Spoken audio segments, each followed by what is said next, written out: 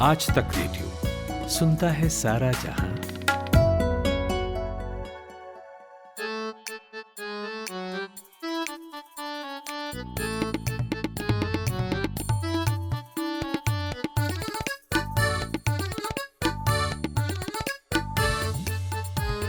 आते आते ही आती है सुई में धागा डालने की कला, पान को हौले से बरतने का हुनर, रोटी गोल और पतली एक साथ बेलने की तरकीब। भाड़ में जाए ये दुनिया उनिया, ये समाज वमाज कहने का सलीका।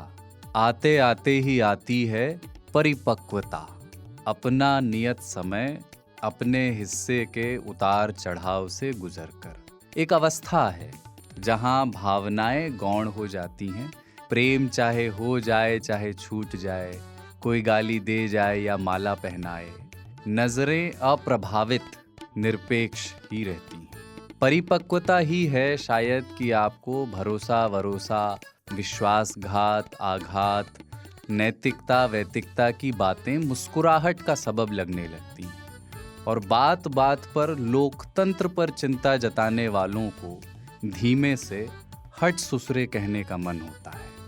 रात को 2 बजे कोई फोन करे और पूछे कि यार तेजस्वी यादव ने नीतीश कुमार को देश का सबसे परिपक्व मुख्यमंत्री कहा है, इसका क्या मतलब है? तो आप कहते हैं सुत जाइए सुबह जल्दी उठना है। परिपक्वता आएगी 3 ताल आ गया है। 100 में 4 कम 96वां एपिसोड कमलेश ताऊ, पाणिनी बाबा और कुलदीप सरदार के साथ। जय हो जय हो जय हो।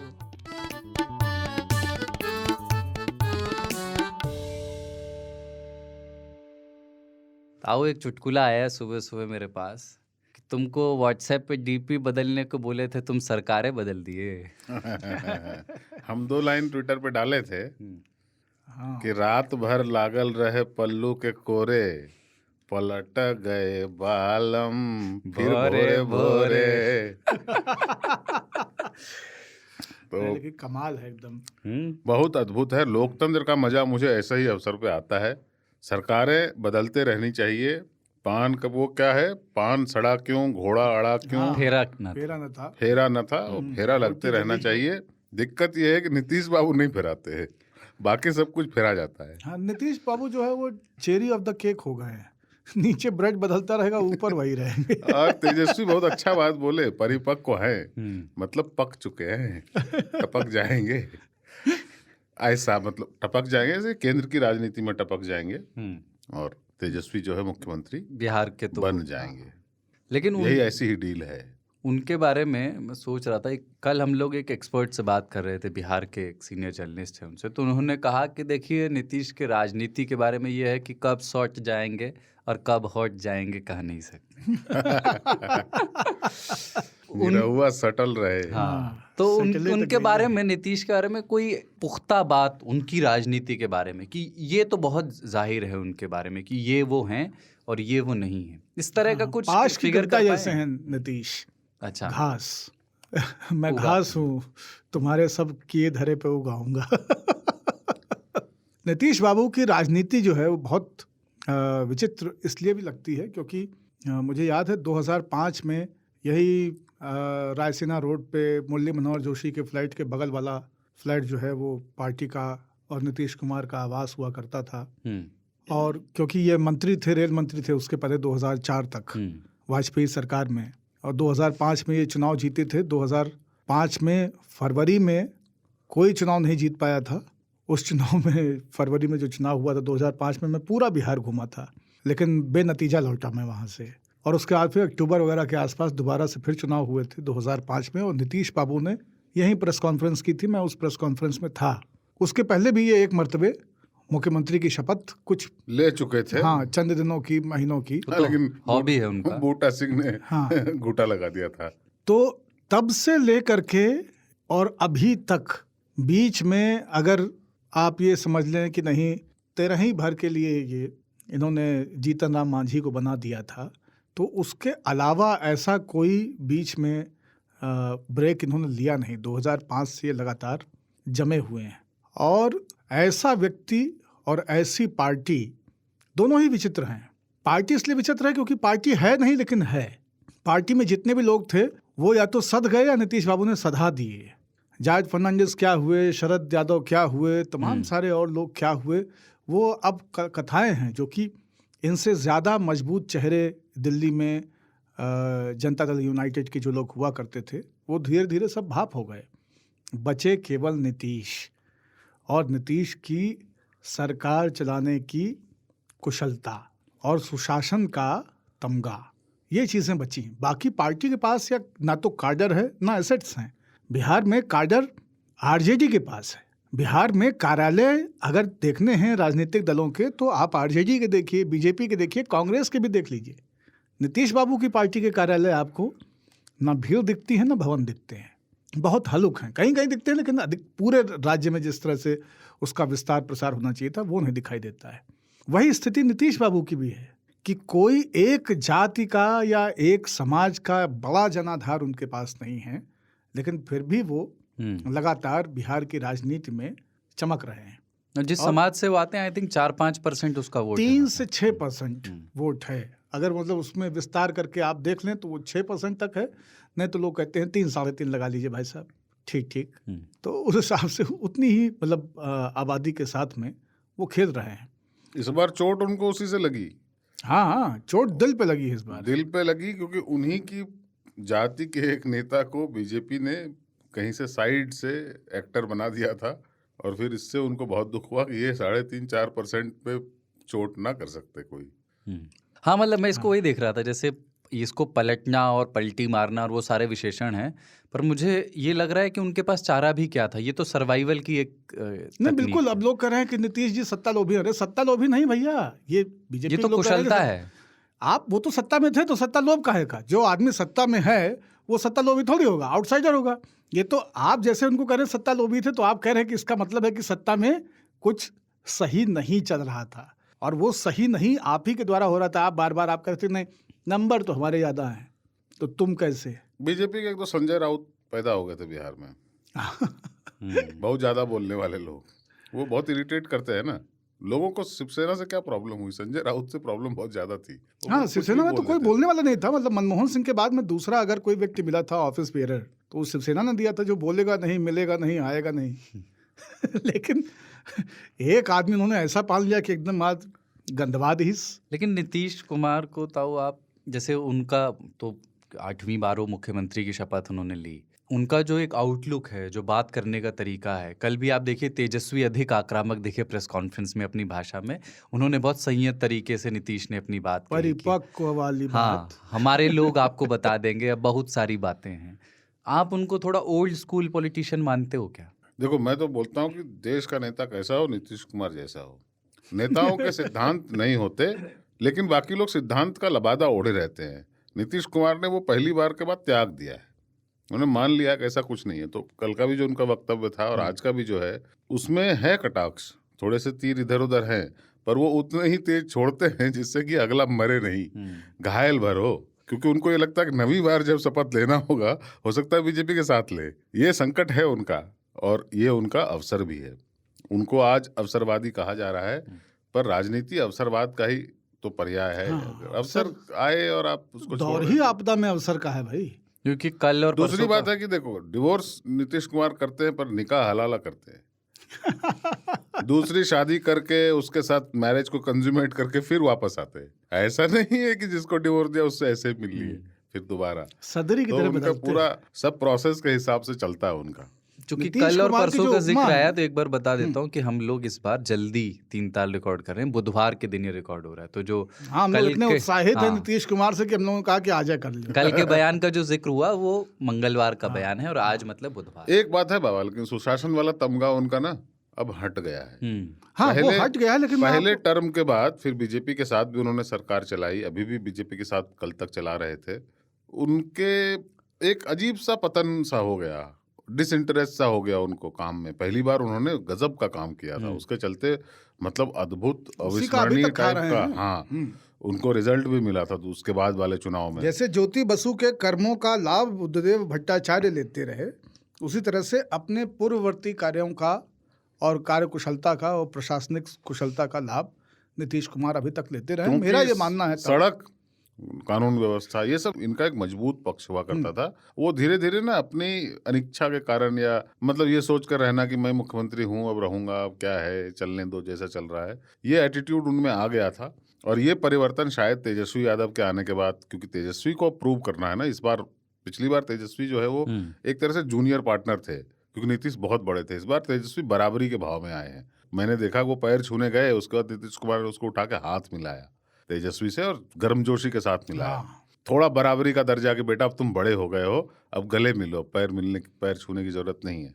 तो तेजस्वी के लिए ये एक अच्छा मौका है कि वो अपनी प्रशासनिक कुशलता इत्यादि को दिखाएं, और ये दिखाएं कि अब वो राजनीतिक रूप से परिपक्व हो चुके हैं, और हो भी गए हैं। उन्होंने पार्टी को संभाला हुआ है, एक तेज प्रताप के रहते हुए। कल तेज प्रताप उत्साह में मुहर्रम की बधाई दे गए लोगों को। उन्होंने मुहर्रम की बधाई देने का काम किया। हाँ, उन्होंने बोला ये तो दौलते हुस्न पे एक तेज प्रताप बैठा रखा है।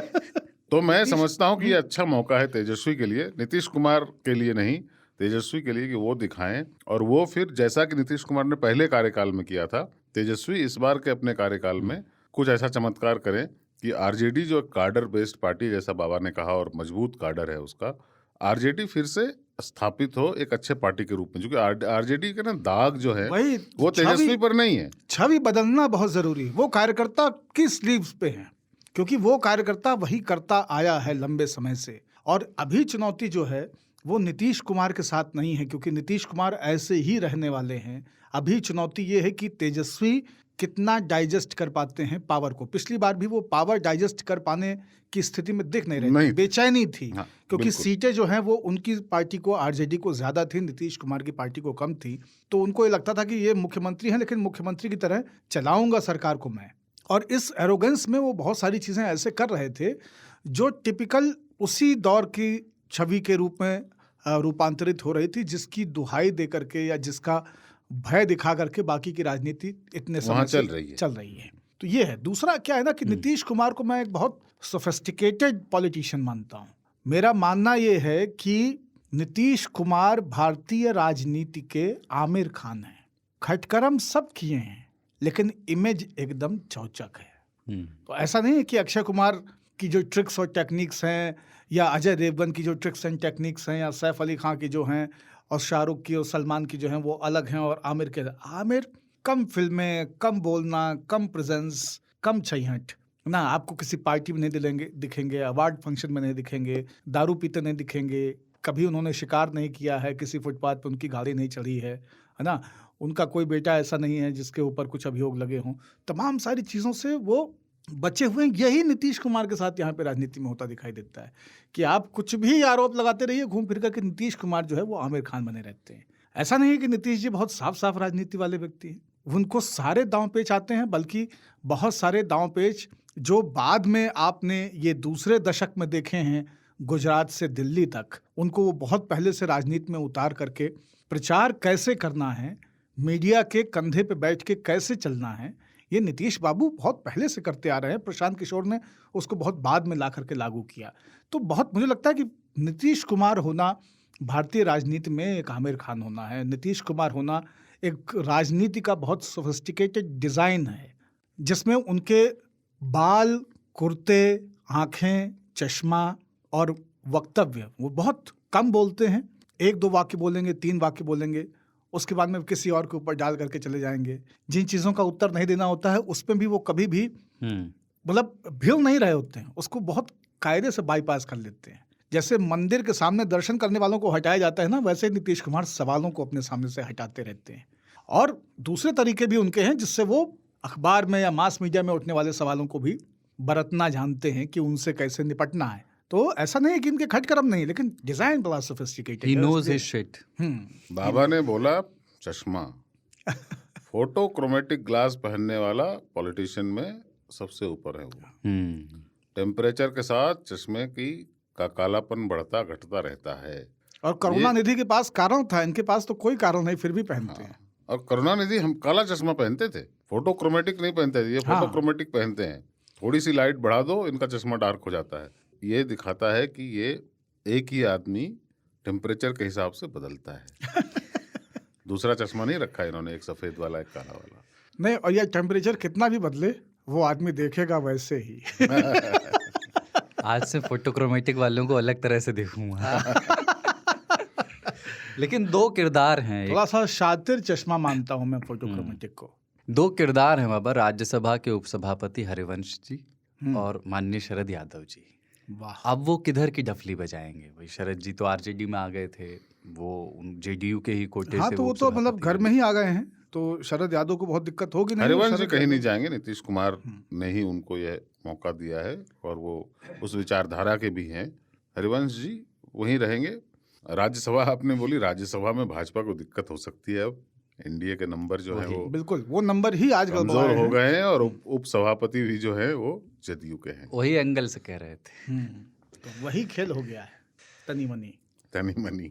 वो पीएम मटेरियल वाला मामला कुछ लग रहा है आपको गंभीर है? उसमें कोई बात की 2024 में उनको लग रहा हो कि करियर में जाते जाते 7 पार्टियों की आवश्यकता नहीं थी नीतीश कुमार को। नीतीश कुमार केवल 2-3 दलों के गठबंधन के साथ में मुख्यमंत्री रह सकते थे, लेकिन फिर भी 7 अलग अलग समाज, बिरादरी और राजनीति में एक जैसा दिखाने की प्रवृत्ति वाले दलों को लेकर के सरकार बनाने के पीछे जो मंशा है वो केंद्रीय स्तर तक एक संदेश देने के तहत किया गया है, ये दिखाने के लिए कि इस तरह की सरकार या इस तरह की पार्टी के खिलाफ हम सभी लाइक माइंडेड लोग जो हैं वो एकजुट हैं, संगठित हैं और नीतीश जी उसका चेहरा हैं। तो जो कोशिश बंगाल की खाड़ी से अभी तक आप देखते रहे हैं दिल्ली में पिछले साल भर से हो रही है, 1.25 साल से हो रही है, उस कोशिश को वो टॉर्च जो है इतनी पूरी छापेमारी और इन सारी चीज़ों के बाद में जो हाथ कांपने लगे, तो वहाँ से नीतीश बाबू ने कहा कि नहीं, आप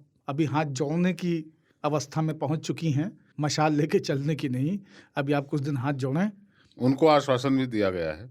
हाँ, और वो कांग्रेस ने ही दिया है कि वो शायद उम्मीदवार यूपीए के हो सकते हैं।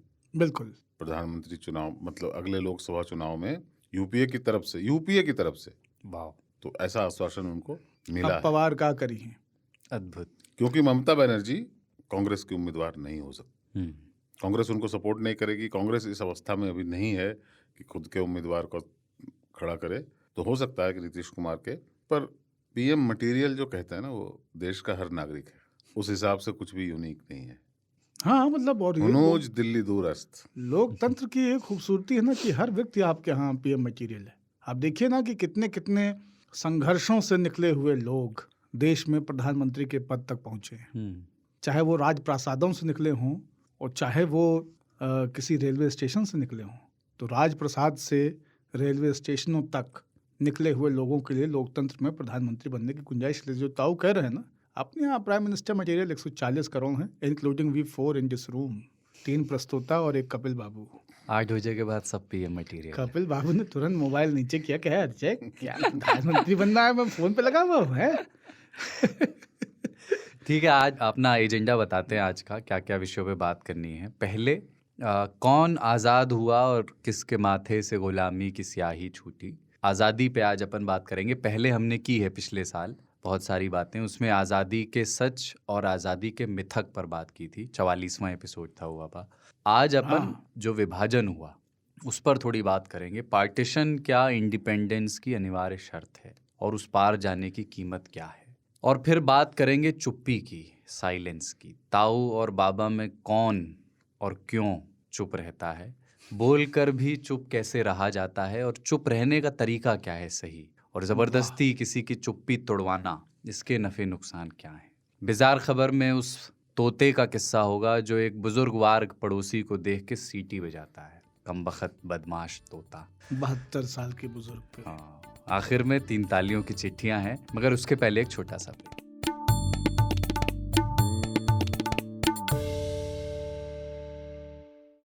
कोई यहाँ आवाज का जादूगर है तो कोई लिखावट की दुनिया का बेताज बादशाह। किसी का राजनीतिक गलियारों में रसूख है तो किसी को खेल जगत में महारत हासिल है। विलन भी हैं, कभी माफिया की शक्ल में तो कभी अंडरवर्ल्ड डॉन बनकर। सुनिए नामी लोगों के कई सुने अनसुने किस्से, नामी गिरामी में हर सोमवार आज तक रेडियो पर।